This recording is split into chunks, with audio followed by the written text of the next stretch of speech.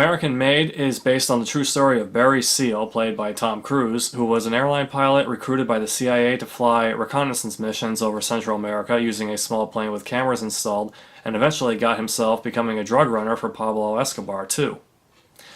The movie takes a mostly comedic approach to this true story, but once Cruise's character starts to realize the deeper he digs this hole for himself, the more reality begins to set in, and that's when some seriousness is seen in the movie.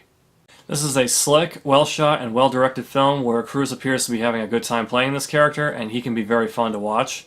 Again, this movie takes a comedic approach to a true story that took place during a tense time in U.S. history. But the comedy really comes from the way Cruise's character sees everything and just how wild and crazy the situations are. The movie can also get confusing at times with its treatment of the timeline of events and the ways it jumps forward in time as if it might be leaving out some historical moments. This could be said to be one of those true stories like Chaplin or Alexander or Lincoln, where the story might be better suited for a 12-hour miniseries instead of a 2 to 3 hour long movie. In a movie, you can only include so much. And what can also be hard to keep track of is the different types of law enforcement that are on the case throughout the movie.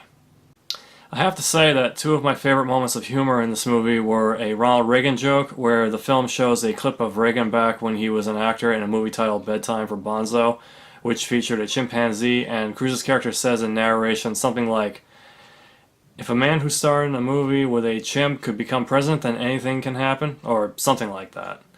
I know that's not how he said it, but I liked it. It reminded me of the Reagan joke in Back to the Future. "Tell me, future boy, who's president of the United States in 1985? Ronald Reagan." "Ronald Reagan? The actor? Then who's vice president? Jerry Lewis?" Of course, the joke in Back to the Future is way better, but anyway.